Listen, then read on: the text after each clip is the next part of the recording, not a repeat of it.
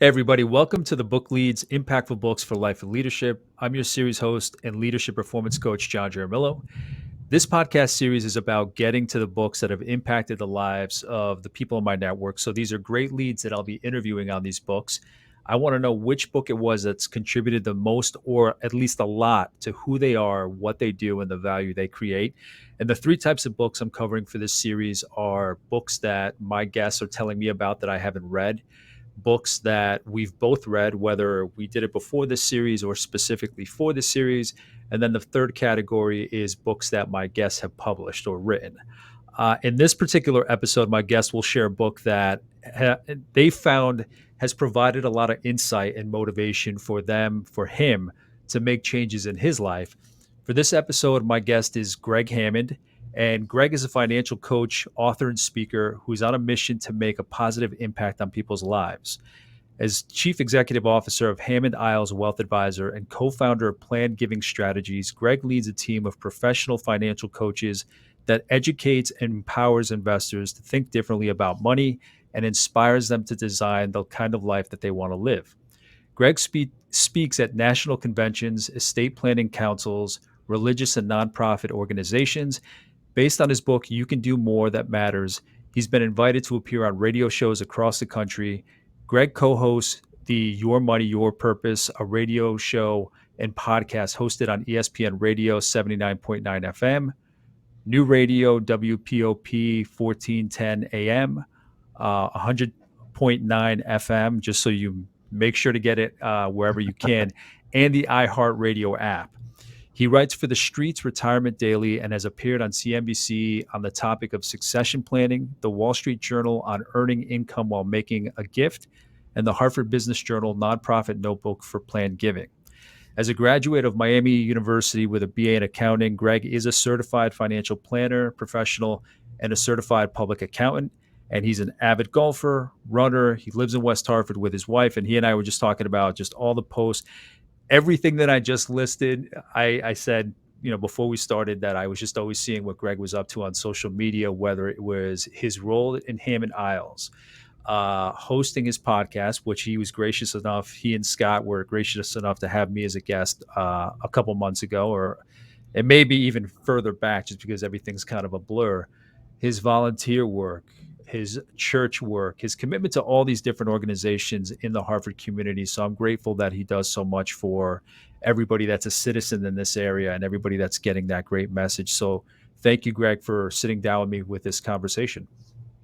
My pleasure, John. I'm thrilled to be with you, especially when it comes to talking about books, because it's kind of like a kid in a candy store. I had a hard time thinking about exactly what we might talk about today. Well, you know what? Keep in mind those other books because I've come across the same situation with other guests where they've said, you can't just make me pick one. So, like I've said, we can discuss this one. I can go off, do a couple more, and then come back. I mean, there's so many different books, obviously, with so many great lessons, and everybody just has a different voice of what they draw from those books. So, no, it's not going to be a cutoff. We can definitely cover other books. Well, Greg, great. why don't you? I gave you a great bio, thorough bio, great career. Why don't you give me a little bit of a breakdown of the roles that you hold today in the different organizations and projects that you're working on? hmm Sure. So my primary role, besides being a loving husband and a devoted father, is to be the financial coach and the chief executive office of Hammond Isles Wealth Advisors. So we are an independent financial coaching firm that works with families across 31 different states on really making a difference on living a life of purpose and achieving the retirement that they want to live. Uh, as kind of a sister company to that, and you mentioned in my bio, we formed a company called Planned Giving Strategies. What we saw as a need is that many nonprofit organizations that are focused on giving today have a challenge in that they don't dedicate time for what we call planned gifts or gifts that come about in the future. And so our organization, Planned Giving Strategies, can work as a consultant or fill that gap for many smaller or nonprofit organizations that need a little bit of assistance. And that is actually what kind of led to me writing my own book, You Can Do More That Matters. In that, in doing presentations on behalf of nonprofit organizations, what I found is that I can only speak to so many people. So why not take that presentation and the conversations I was having at that time and continue to have and put it in a book form so that it can be shared with many more people. Uh, and for me, as you mentioned, my belief or my purpose in life is to make a positive impact in people's lives by living a life of love, generosity, and empowerment.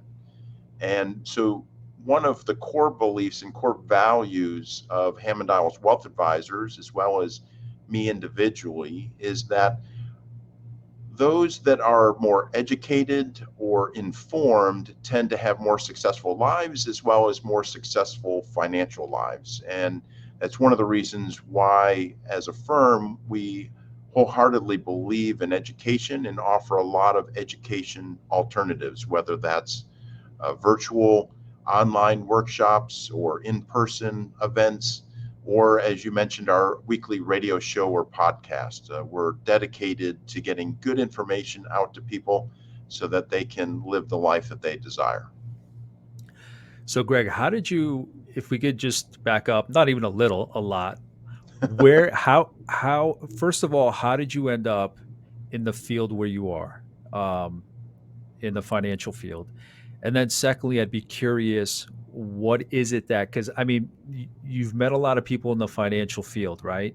Mm-hmm. But your typical person, from what I gather in the financial field, is not the same as Greg Hammond, who has the financial background, the financial role, as well as digging for that purpose that their clients should have, or that awareness of that purpose, or what it is that they want for their life, that proactivity about their finances. So, what is it first that led you to the field that you're in? And then what is it from your past that built in that power of purpose behind that, the finances behind your profession? So, my undergraduate degree is in accounting. And as you mentioned, I'm a recovering CPA. So, uh, I spent close to a decade in public accounting, working for a regional firm just outside of Washington, D.C. And that's where I met and married my wife. And when we decided to start a family and our first daughter was born, we decided to move closer to at least one set of grandparents. And my wife was born and raised here in West Hartford, Connecticut. And I've always enjoyed coming to Connecticut during holidays and family visits.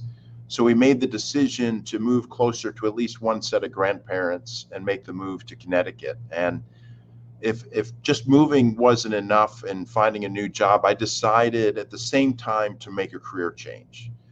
Because one of the things I noticed through my work as a public accountant is I wanted to do more for people than just their taxes. I went into accounting because I followed the footsteps of my father, who also was a CPA, a successful businessman, um, and a contributor to his community. And I wanted to follow his example. Although we never really had a conversation around it, I saw through the way that he lived his life about the importance of giving back to the community. And so I wanted to be able to help people with more than just their taxes, and be able to be in a position to also leverage that to make ripples and make a greater impact in the lives of not only the clients that I work with, but also in their communities and the impact that they have. And so that's what led me into financial services. And I found a wonderful small boutique firm that I joined back in 1999, just as a licensed assistant, and worked my way up from there. And in 2004, the founder of the company decided to retire. And as I had moved up the ladder, had hired in my now business partner, Scott Iles, to replace myself. And the two of us put together an offer, and acquired the firm from the founder in 2005. And so we've continued to grow and expand our firm and the impact it has for the last 16 years. And Greg, when you mentioned that you and your wife at the time had decided to go, towards one set of grandparents or the other, where are you originally from? So I was born and raised in Jamestown, New York, which is in the far southwest corner, right at the base of a small lake called Chautauqua Lake. Many times people know Jamestown either because they've attended Chautauqua Institution, or you may know it as the birthplace of Lucille Ball. Okay. So that's the other claim up to fame. And what is it? Yeah, I always dig deep. What is it that led you? What is it that led you to numbers in college? I guess is the way to put the question. Was it strictly from your father and just kind of being in that environment himself, a numbers guy in business? I think it's always been a numbers thing. I've looking at colleges, I knew I wanted to either follow accounting or possibly computer science, and kind of searched for roles. And I think what really cemented it for me was after my junior year in college, I had an internship with a public accounting firm and got to see kind of the actual applications rather than kind of just the dry accounting Yeah, courses yeah, that we just the take in textbook. school. Yeah, yeah, exactly. So that kind of brought it to life for me. But I've always been kind of a numbers guy, a detail oriented. So it was a natural fit for me. Amazing. I think that's a great background to kind of build into the book and what it is that you took away from it. So, can you introduce the book that we're going to be covering? First, the book that we're going to be covering and what made you pick it up? How did you come across it? If you can remember, because I can Mhm. rarely remember like all the books I have, what it was, whether I heard about it in an article on TV, if it popped up because Amazon was stalking me. But yeah, the book that we're going to cover and what made you pick it up. Sure. Well, as I thought about kind of what led me to this book, it really goes back to my sister. She, at the time, probably about 12 years ago, was doing some part time work through a multi level sales company that had introduced her to Darren Hardy through Success Magazine. He, at the time, was the publisher and editor of Success Magazine, and she bought me a guest subscription to the magazine. And back then, it was kind of nice. They actually included in every issue a CD of some interviews that he did that you could kind of pop into the car. They've discontinued that since we've moved away from CDs and becoming more digital. But I remember those days though, Greg. I'm with you. showing our age there. Yeah, yeah. But as my daughter would say, "Oh, that's so 1900s." But Pretty much. The way technology moves, yeah, pretty much. from that, when he published the book in 2010, The Compound Effect, I immediately grabbed a copy. Darren Hardy, for those of you that may not be familiar with him, being the publisher and editor of Success Magazine as well, he also ran a success based television station for over 25 years, had the opportunity to sit down with and interview successful people in business, just in life in general. And from those interviews has been able to extract kind of what made them successful. And those were the seeds that kind of created the book, The Compound Effect. And it's 6 chapters in very bite-sized pieces, sharing guidance and information about little things that can create big differences in your life. So, Greg, if they, I mean, that's relatively a low number of chapters, which is great because we can kind of not break them each down, but we can mention sometimes some of the books that we cover on here, just to have so many chapters, it's like pick a few and then just give us some ideas. But if you could, if there are only 6 chapters, can you kind of run through what the titles are and just in a couple sentences, just kind of break down what the flow is of Mhm. each chapter? And then over the course of the book, just so people get an idea of what it is the book is about, what the arch of the book is, and how it leads the reader through the message. Absolutely, absolutely. And certainly some sections and even chapters have multiple areas in them that I took away a lot of information. But I can certainly walk through each of the chapters and share them. And so, the first chapter is just about the compound effect in action. And just as a side note, I just want to say that as a financial coach, one of the things that I'm always talking about is the power of compounding.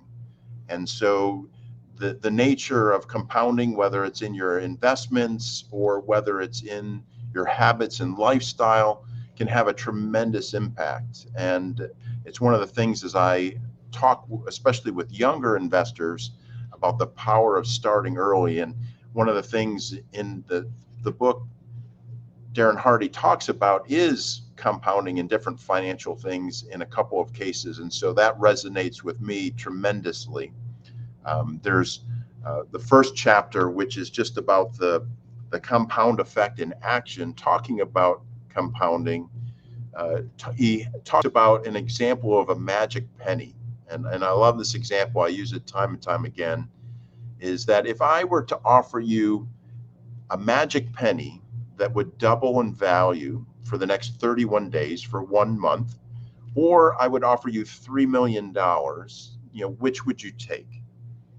And most people probably would lean towards the quick and easy $3 million. But what you don't realize is that penny compounding, doubling day after day, it starts off very slow, 2 cents, 4 cents, 8 cents. But by the end of 31 days, you end up with $10,737,418.24. So over 3 times the $3 million. But it's only in those last couple of days that you see that tremendous growth that it surpasses the $3 million. And I think that's one of the challenges with compounding, whether it's in investing or in our actions, in that many times it takes time before you see the fruition of your efforts. And that's certainly one of the biggest things that has impacted my life. And in this first chapter, in talking about how making small choices can make big differences in your life. Absolutely. That just came up again, or I had a previous conversation in a book club meeting I had last night on a book, Atomic Habits. I Ah, don't know yes. if you might have read it, Greg, Mhm. or in the same vein, The Power of Habit is a seminal book on habits. But it, as you were talking about the compounding effect of, you don't really see the differences in those first few, whether it's days or steps, but as you keep going, just that the I guess the propulsion or the momentum of what's growing, it just explodes towards the end. But sometimes we just don't have that patience in those first couple steps. That we're Mhm. not seeing changes, huge gains immediately.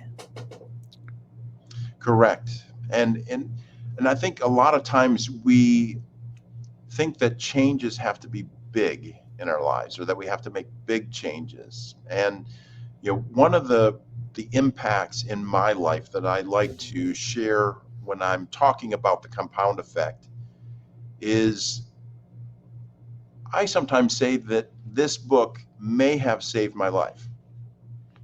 And the reason I say that is shortly after reading this book, I was in the bathroom one morning getting ready for my day. And you may have the same experience where you turn on the shower and you got that minute or two just to let it warm up, especially in the wintertime, right? And Especially. after reading the book, I'm sitting there thinking to myself, hey, I've got 2 minutes here. How could I make a small change to impact my life? And at that point, I decided that I was going to do push ups.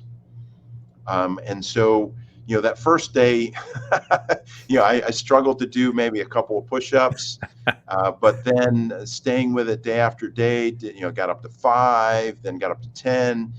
And so I've gotten up to now, as I turn the shower on every day, again, tying that habit to that activity, I now do 40 push-ups every day before I get into the shower. And it's surprising because I just last week I got the latest version of Men's Health magazine, and I'm flipping through it, and the article that talks about the way to your healthiest body, the very first thing they say is to feel younger, drop and do 40. And they talk about a study with 1,100 firefighters where they took a study, and those that were able to do 40 push-ups in one set uh, over the next 10 years had a dramatic lower uh, experience with health issues or heart issues, whether a heart attack or a stroke, compared to other firefighters that were not able to do 40 push-ups. And so that's why I like to say that it may have saved my life, and that who knows, through my heart health and doing those push-ups every morning before my shower, could very well have kind of changed the trajectory of my life.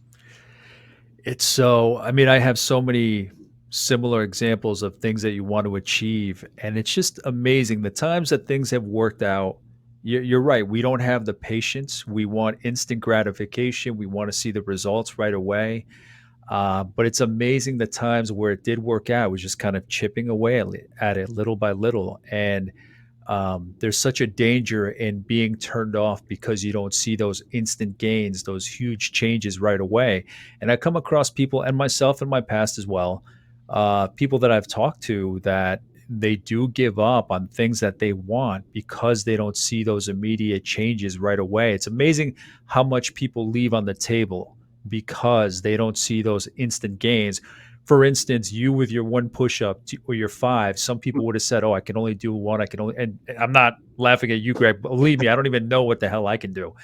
But um, it's just it's amazing how much we may turn away if we don't feel enough gains in those moments. But that's where thinking about that compounding effect.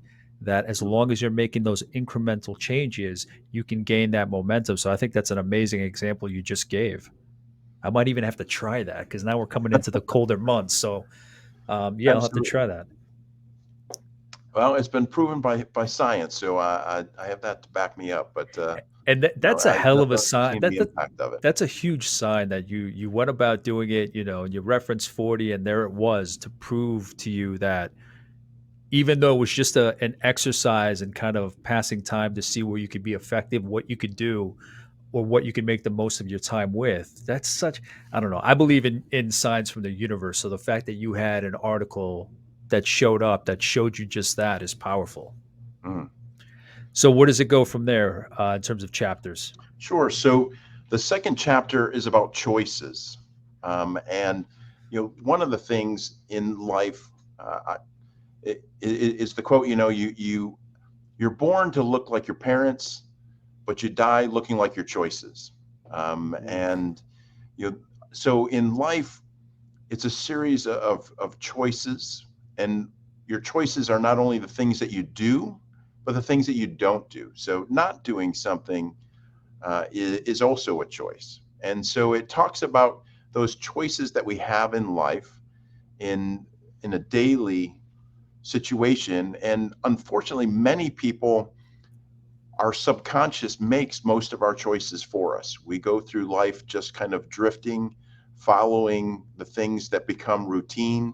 It's kind of like driving to the office, and you get there, and all of a sudden you're like, "Oh, I don't even remember how I got here." absolutely. Yeah. The Cruise trip is just control. because your brain's on autopilot, Yeah. and the same thing holds true for our lives. And so it's taking 100% responsibility for our life and the impact that we have with it, and then what are some of those small choices that we can make to make a difference. And it can be just a small thing. And one of the stories that Darren Hardy shares in his book are, the choices between three friends. That one friend, you know, comes home in the evening, eats a lot of junk food, and just sits and watches several hours of television.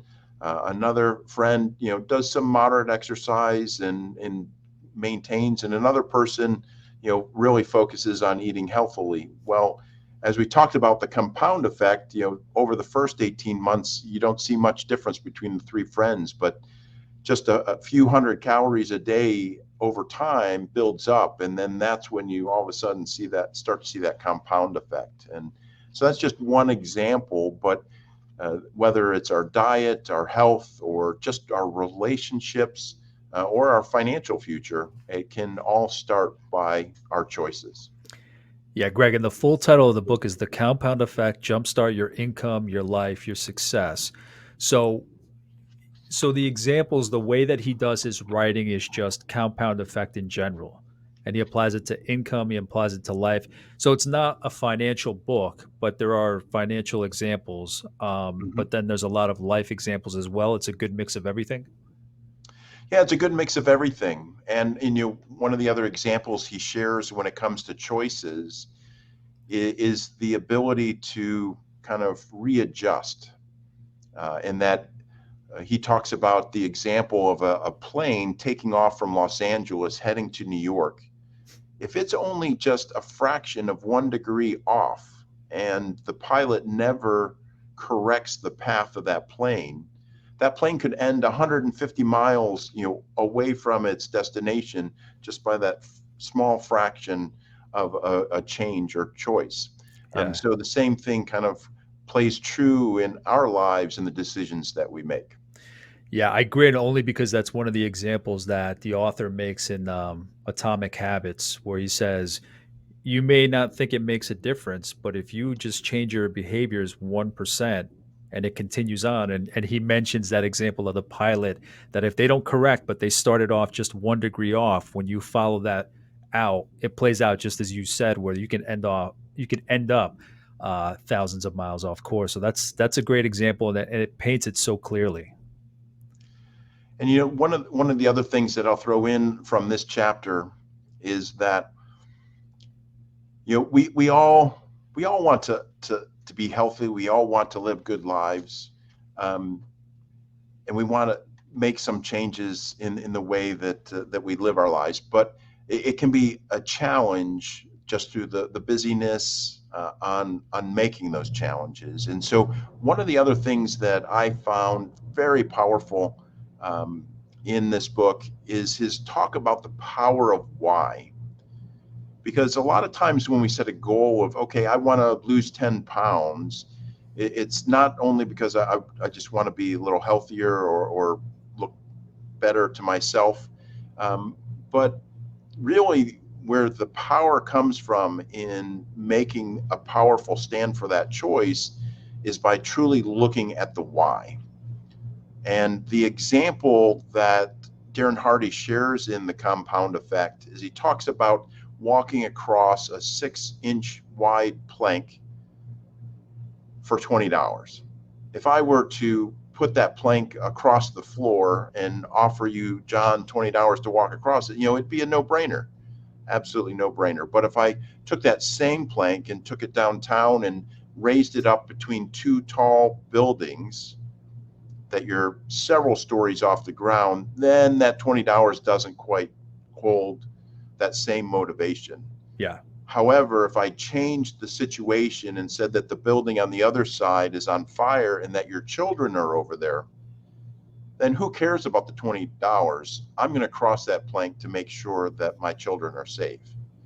And so, as we think about the goals and things that we may want to change in our lives, really drilling down to the power of why behind it can be a tremendous thing to motivate us to stay true to it. Absolutely. Yeah, I've thought about habits that I've changed in the past, and it can't be just a checklist of I'm going to do this. I mean, it starts with a good checklist. I've set up spreadsheets where I change things incrementally day to day. But if you don't have that drive, that fire, that purpose, whatever it may be, that there's that goal that you want to get to, uh, people may have the willpower to do it without that goal. They may, but it always fires you up a little more because you keep your eye on what's important. So I think that's key, is just what is driving you, what is lighting that fire under you. So thank you for sharing that. That's a that example painted again so clearly of what your priorities are, and your action now, why are you doing it? And I think a lot of people don't think about that. They may think, I'm going to cross this plank because society says I need to, because I'll get to the ideal body weight, because I'll get to the ideal body shape. But is that enough to carry you where it's the ideal path? What is it specifically to you that's going to light that fire? Hmm. What's next in the chapters? So the next chapter is about momentum. So once you start making those wise choices or changes in your life, whatever area you're focused on, the key is then keeping the momentum. And it's kind of like use one of those old water pumps. You're pumping, you're pumping, you're pumping, nothing's coming out. And then as soon as the water starts flowing, then you can really kind of let up and just kind of keep the pressure on, and the water continues to flow. And it's the same thing with our activity in our lives, on getting momentum in those changes. And one of the examples of that in my life is that 2 summers ago, Darren Hardy, through his community on social media, issued a challenge called the Raven Run Challenge. And he encouraged everyone to either walk or run at least 1 mile a day for the 90 days during the summer, just to try to kind of fight back against kind of the dog days of summer where we kind of kick back and relax. Yeah. And so I started that on June 1st of 2019, and either ran or walked at least a mile. And I got momentum from those 90 days, and I've actually continued that through today.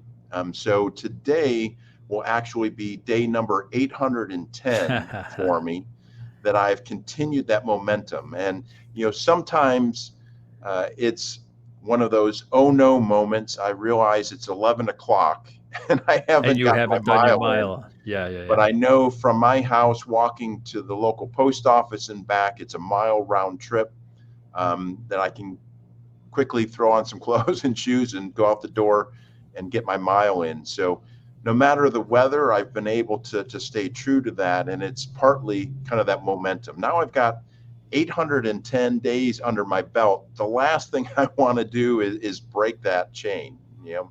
So it's creating that momentum in your life, uh, no matter what it may be. Yeah, he knew what he was doing where he said, "Listen, you just have to get to 90 days." Because people may think of, "Okay, I just have to get to those 90. That's it. That's the goal. I just have to achieve that space of number of times where I have to get this done." But they don't he was clever in doing that, because then people, they gain that momentum, like you said, and they get used to it, and it becomes one of their habits. It becomes one of their rituals where they're walking to the local post office at 11 o'clock at night. So he was wise in setting it up that way, because our minds are just going to take over, and it feels like those times that we feel guilty for not working out, much in the same way you felt guilty not getting to the post office. um, yeah, it's the power of momentum, and I think so many people, again, give up before they get to that pivotal moment. I know you're a runner too, Greg. I'm sure Mhm. you've experienced it where I've never gotten runner's high. I think I got it once, and I think different people experience it differently. But it's amazing how often it just takes that one extra time to get you to that, beyond that plateau, to get you to that next level of performance, of desire, of finally seeing that you've gotten that momentum. It's unfortunate that it takes some time for that momentum to catch us, or for us to catch the momentum. Well, and, one of the other things that came up for me, especially through the pandemic, is taking that 20 minutes or more to put that mile or a couple miles in each day, for me, it created space in my life.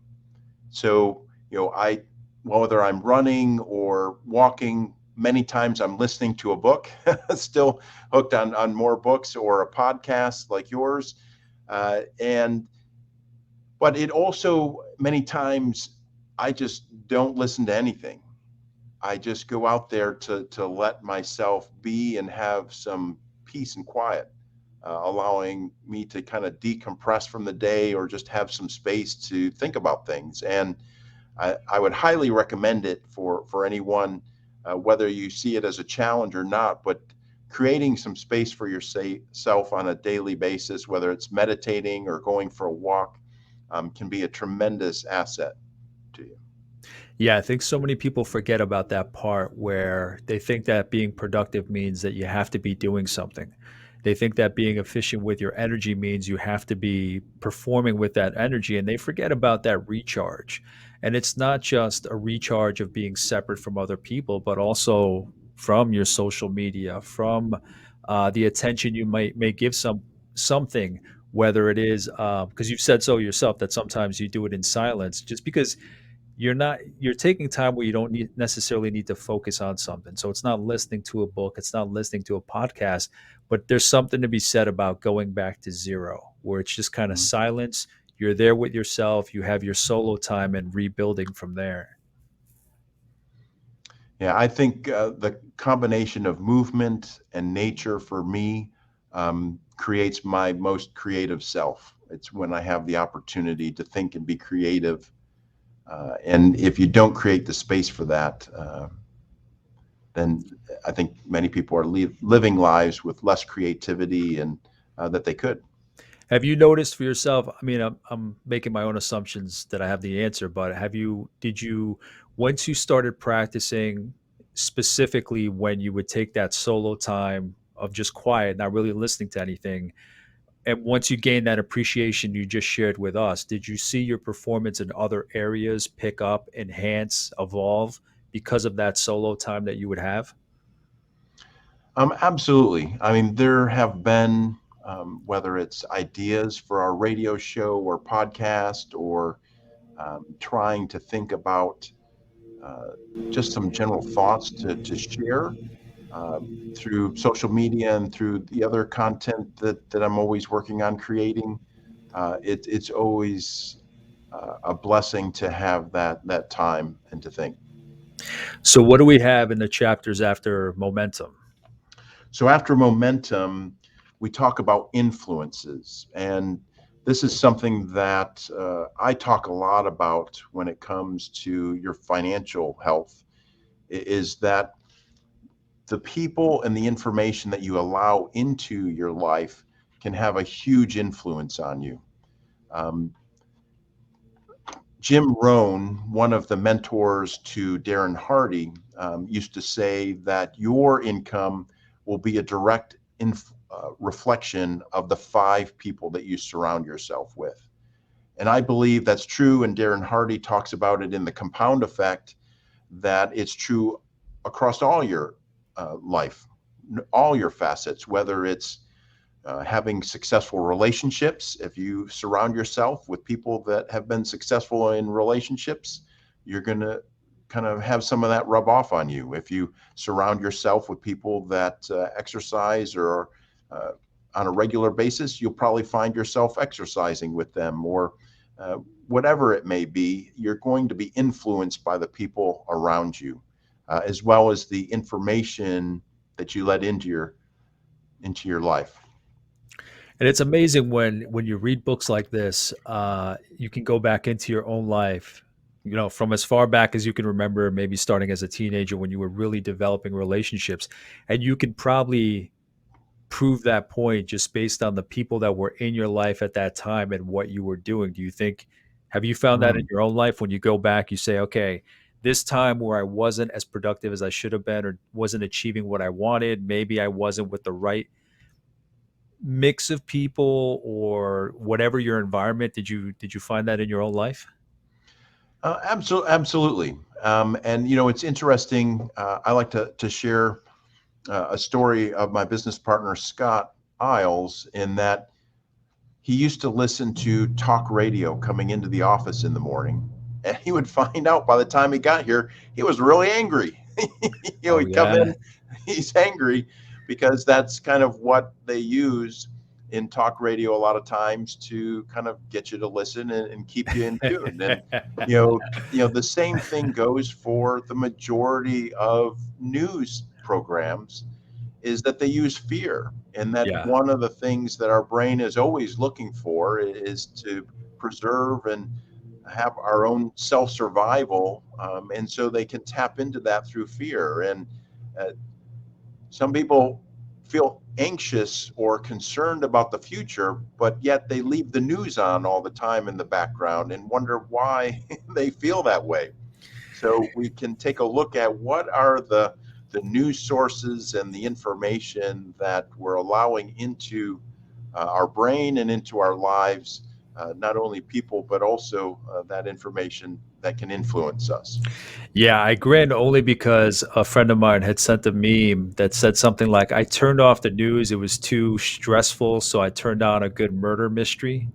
Just be and she's into, like, those whodunit kinda things, murder mysteries, trying to catch serial killers and all that, and that meme is exactly her life. Like, she can't watch the news based on everything that's going on in the world, but she'll watch something about Ted Bundy or Jeffrey Dahmer. So but it's funny because my question was about who you surround yourself with, and you had mentioned Scott and just listening to talk radio, but that shows that it's not only the relationships, but it's nowadays. Obviously, Greg, you've seen, and in the example with Scott, it's you have to be careful with what you surround yourself, not just with people. And it's funny that that example, Jin Rome, when he gave that, or Roan, when he gave that, there was no social media. You know what Mhm. I mean? There was no Yeah. streaming. There was no, 300 channels that you had access to. I mean, it was probably the old Gerald box that had, like, 20 channels on it for cable. Yeah. And now it's evolved so much. We're overstimulated. We have instant gratification, that now it's not even only about the people you surround yourself, but the great example you gave, you have to pick and choose what you're viewing, what you're listening to, what you're giving your attention to. So that it's amazing that his example, you have to extrapolate that because technology has just gotten out of control. It's proliferated so much. Hmm. And It has. I think I've done that. I mean, sometimes I just shut off. I don't go to social media just because there's just too much to focus on, and you just kind of need that zen time to calm down just from all that overstimulation. Well, and it goes back to those choices again. And it's taking that time to really appreciate and have the things in your life that really matter. And I think that's been one of the silver linings of the pandemic. Although we've been more isolated through quarantines and social distancing, we have had opportunities to create new communities, new relationships, just like the two of us meeting, as well as um, just having opportunities to really see the value of the family and the people in our lives that we truly care about. Absolutely. I keep saying that this show, this series that I'm doing right now is a silver lining in this pandemic because it got me, and I had met you, Greg, about over a year ago. I met Mhm. you online in an online discussion and forum group. At that point, it was create what's needed. Um, and yet another example of somebody I haven't met in person. I don't think we've met in person yet, right, Greg? Well, you came into our studio when Oh, you that's were our right. guest. Yes, yes. So we, Sorry, yeah, I forgot about that. But most people I haven't met in person, and it's shown us what we have. We have that responsibility. With that technology, we have the responsibility to determine who we want to be around, who we want to share ideas with, and Yes, I did forget that we had met. I apologize about that, but That's all right. um, But you and I, we need to surround ourselves a few more people with hair is kind of what we need to do. yeah, the screen is just light bouncing off Or my head. bonding with that. All right, so I think that was chapter 4 on influences. So That I was think chapter 5. So was it there's 5? one Okay, left, one more. and that's acceleration. And so certainly that's the power of the compound effect is over time, as these small changes and choices add up, you then are able to accelerate the change because it's compounding over time. Yeah, and that's that point. That's what people need to realize is how much, again, giving up before you reach that momentum and then not being able to make it to that point where you can see that version of yourself, that version of that goal that you wanted to achieve. Did he give any? I'm sure he gave examples in the book of what that might look like, just to have a couple examples to give people about what that looks like in life. Well, one of the examples that I point to in life is you through social media and a lot of information that we bring in, we see these people that all of a sudden become superstars. They're widely known. Even in Darren Hardy's example of his own personal journey, the influence that he has now is tremendous, but it's only after years of putting in the hard work to write the book, to create the events and the content, that it has then created the traction and the momentum that he has now. And it's the same thing. We see these people that become either famous or successful, and it seems like an overnight ordeal, but really many times there were years of hard work that went unnoticed behind the scenes that made that possible. One of the things that Darren Hardy does talk about in the book is about luck, and that luck isn't necessarily just having an opportunity fall in your lap, but it's the preparation leading up to that. So when you do have that opportunity, you're prepared to take advantage of it. Absolutely. Absolutely. I'm just kind of thinking of those examples. So, Greg, have you I don't know if this is too personal of a question. Have you reached your definition of success? Or do you feel you're still working towards it? Because I mean, success means so many things to so many different people. Well, And you if know, it's in too personal, just let me know. no, it's a great question. And one of the things that I've taken away not only from some of the events I've attended and some of the trainings I've gone through, as well as many books that I've read, I point to Stephen Covey's 7 Habits of Highly Effective People. One of the exercises that he points to in that book is running your own obituary. And I think that's one of the challenges and one of the things that I strive for, even as a financial coach, is people don't take time to pause and reflect on, well, what does success look like? We're on this hedonic treadmill of wanting more, more, more, getting busier and busier. But is that really what success looks like? And for me, I've written my obituary.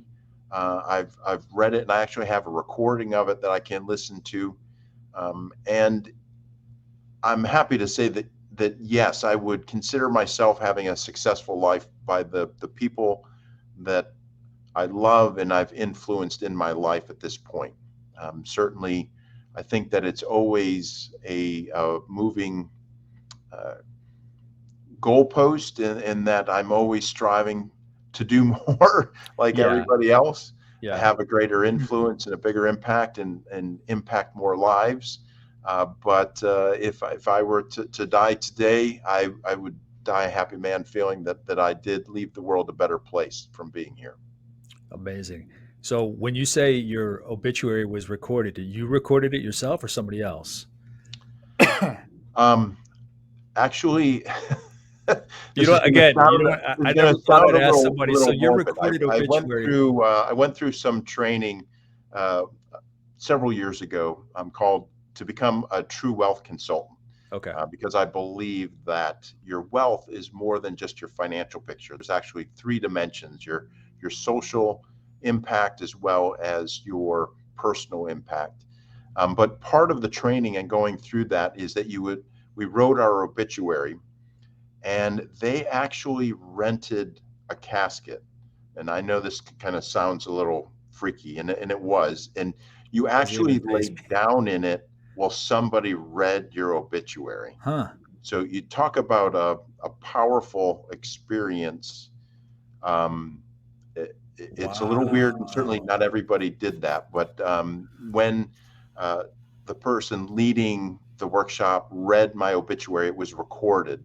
So I have that recording that I can go back to, as well as I have it in print.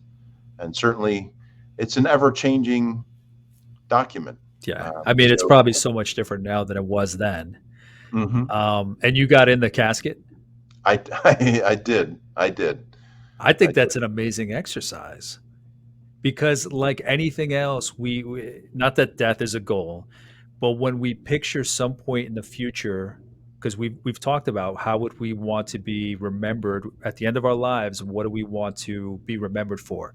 So when we talk about goals and who we want to be, whether it's in better shape, whether it's a college graduate, whether it's a CEO, whatever it may be, the hardest part is that we're not in those shoes. So we don't necessarily have that feeling. And typically that feeling can bring more, okay, now I felt what that's like. Now I want to get there. I want to feel that all the time. Again, Mhm. it relates a little bit to this casket situation because you don't want to be there.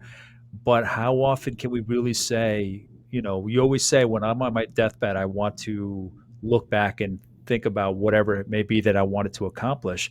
That's as close as you're going to get to that scenario while still having, knock on wood, a full life ahead of you, a full great Mhm. life, and still say, okay, I've been in that position. I get a sense of what that may feel like. And did it change? How much did it change your perspective on things after that exercise? Well, it's a matter of being grateful for every day, and really putting a priority on the people and things that are important. You know, I think we all end each day with a to-do list that is long and never gets finished. And so, are those things that are left on the list at the end of the day really that important that if they don't get done, if I put them aside and focus on something that's more important to me, is that a better use of my time? And so it's an opportunity to reflect on that. And also just from a practical standpoint, I think that writing your own obituary, doing your end of life planning, what a wonderful gift to give to your loved ones for when that day eventually comes.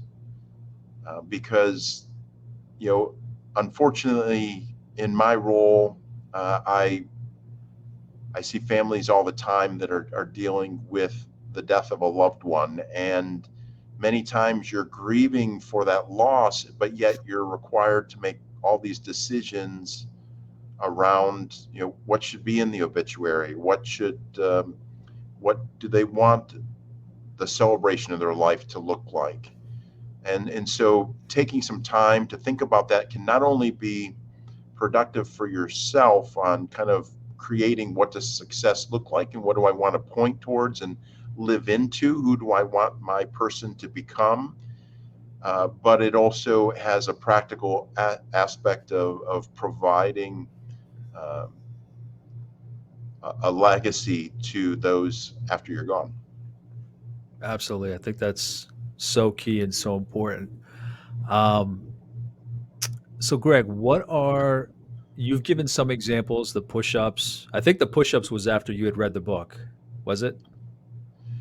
Yes. So Okay. let me give you one more lifetime example, so I don't Sure, end up sure. on ending your podcast on the death discussion of our obituaries. But kind of around the fact of gratitude. one of the examples that Darren Hardy shares in his book, The Compound Effect, is he talks about an appreciation journal, and that for Thanksgiving one year, he decided for the coming year he would maintain an appreciation journal about his wife. And for every day, he would write down something that he appreciated about her that day. And he kept it for a full year. And then on Thanksgiving Day the following year, he gave it to her as a gift that she could go back and read through all of that. And I took that to heart, and actually did the same thing for my wife, starting on her birthday in September and going for a complete year, and then giving her that journal for her birthday the following year.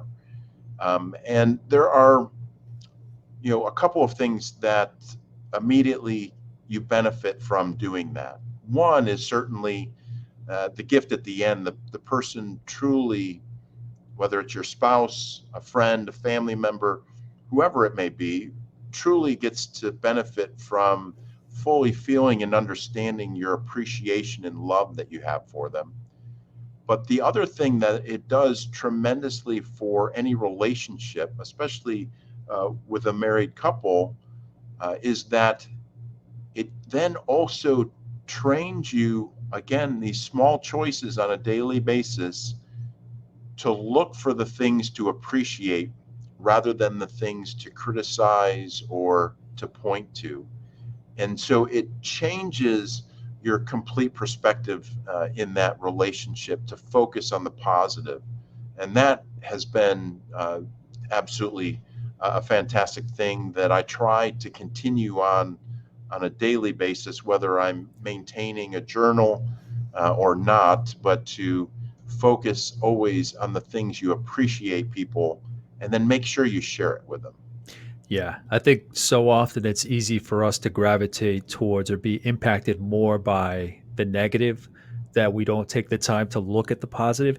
And I especially like that exercise because so often, so often the case is that the people around us don't know what we think about them. There's only in certain situations when we're asked what we think or how to express it, or maybe only expressing it on their birthday with semi-generic thoughts, but Mm-hmm. it's like the everyday conversations, the everyday awareness that you know that this person is there.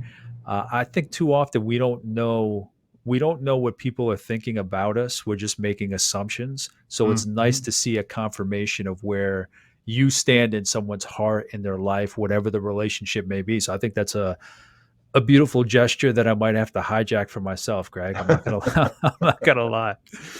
All right. So So, aside from that, the and we don't have. I mean, whenever you want to jump in with anything at all, please let me know. But we're not necessarily going to end here. But specifically, aside from the push ups example, right?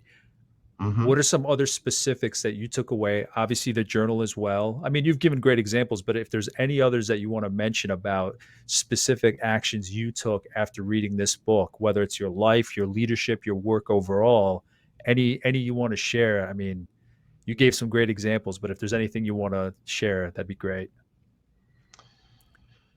Well, I think the only other example, that I've done, not only from reading The Compound Effect, but from some other coaching that I've had, and certainly you may coach the same way, John, in the coaching that you do on helping people improve. It kind of relates around what does success look like, not only for your life, but how can you boil that down into a smaller time frame, in that what does the perfect day look like, or what does the perfect week look like, and what are the things that would be part of that, and creating a checklist of, okay, I want to make sure that I carve out time to spend with my spouse or with my family members or children, or want to make sure that I give those comments of appreciation on a daily or weekly basis. Create the list of what that best self looks like on a much smaller scale, that you can then use as a checklist, and hold yourself accountable to throughout that. Yeah, so that you can really be proactive and cognizant and aware of how you show up every day in those everyday moments. The next question is generally, you've given great examples. You've broken down how it's applied to your life, the great messages in the book. So, if you could put it in a message, a compact message to somebody about what the transferable lessons are from this book that anybody in any field of any age can kind of utilize for their own life leadership work, how would you put that to them? The best value of this book, the best message? The way that I would summarize The Compound Effect by Darren Hardy is that by the miracle of compounding, it is definitely a law and a principle in our world about the compounding effect in our lives, in what we do and what we accomplish, is focused on small changes, small choices can make big differences. Don't allow your current circumstances to dictate the life that you want to live. Choose one area of your life and track it. Make some small change or small habit, creating a bigger difference for you over the long term. And I mean, this is something that's not age restrictive. This is something that, I mean, I do a lot of work with college students, graduate students. This is a powerful tool that they can use just in developing their career, developing their brand, developing their identity. I mean, they're still so young that they're not feeling comfortable in their own shoes, in their own skin, I guess. So it's just a great lesson that I think that it can apply to anybody regardless of the age, even younger people, just because obviously with the power of compounding, they're getting a better head start the younger that they start. Absolutely, especially when it comes to finances. I'll put my little plug in there when Yeah, it no, comes to and saving that's for retirement. yeah, Yep, that's what I was getting to now is just in wrapping up anything that you want to plug, share, talk about your company, what you offer, your money, your purpose, whatever it is you want to share with this audience about what you're up to, your role, your company, please do. sure. Well, before I talk about myself, would like to just put a little plug in for Darren Hardy. For those of you that aren't familiar with him and may just want a little dose of inspiration and coaching on a daily basis, I encourage you to go to his website, darrendaily.com, and sign up for his daily message. It's 3 to 5 minutes in length. Comes into your email box every morning to just have a little bit of inspiration and guidance on a daily basis can make a great impact and compound in your life. And as far as myself and Hammond Iles Wealth Advisors, as I mentioned at the beginning of our conversation, we're out to really transform investing for families across 3 generations. We want to work with the children, grandchildren, parents, and grandparents of families to break down the barriers about talking about money, making sure that families work together rather than working in isolation from each other. And that all of that is based on sound financial education. And that's why we strive to offer complimentary education, both through an online educational workshop on the third Wednesday of every month, as well as a 2 day workshop called the American Dream Experience, which not only takes a look at the challenges we face through the information that we're bombarded with out in the world, but also to take a pause to really look at what is your purpose for your money.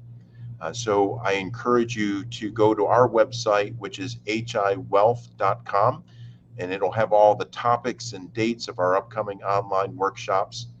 And for additional content and information, I encourage you to tune into our podcast titled Your Money, Your Purpose.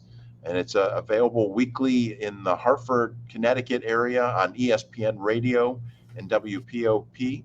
But it's also available as a podcast on our website, yourmoneyyourpurpose.com, as well as on the iHeartMedia app and wherever you find your podcasts. So your money, your purpose, and you'll find us there. Yeah, and I can vouch for how great the podcast is, not because I was on it, not because of that at all, but just It is a because good every one. Go back and listen to John. He's a thank great you for guest. that plug, Greg. No, really, in all sincerity, only because it's we know your background. It's you and Scott, right? Mhm. But it just brings so many different specialists from different areas to talk about your money, your purpose, and how it ties in. There are lessons across all these different fields that can apply to your money, to your life, how you carry yourself, your leadership. So it's such a wide uh, spectrum of guests that I love the value of it because you can just get so much exposure to so many different voices that I appreciate it. And I'll definitely share information about it when I post this online, Greg. Well, I appreciate it, John, and we'll look forward to having you back sometime soon. Definitely, definitely. And yeah, same here. We'll talk about what other book we can cover on here. But thank you for sitting down with me for this conversation on the compound effect, jumpstart your income, your life, your success by Darren Hardy. I really appreciate it, Greg.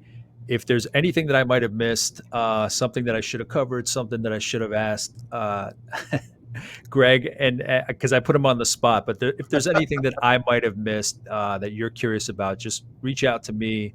I'll reach out to Greg, make some connections if need be. I'll post all his information about his company, the podcast on anywhere where I post this, the video and the audio. But in the meantime, thank you for watching and listening. Subscribe where you're watching and listening. Thank you, and I'll talk to you in the next episode. Take care.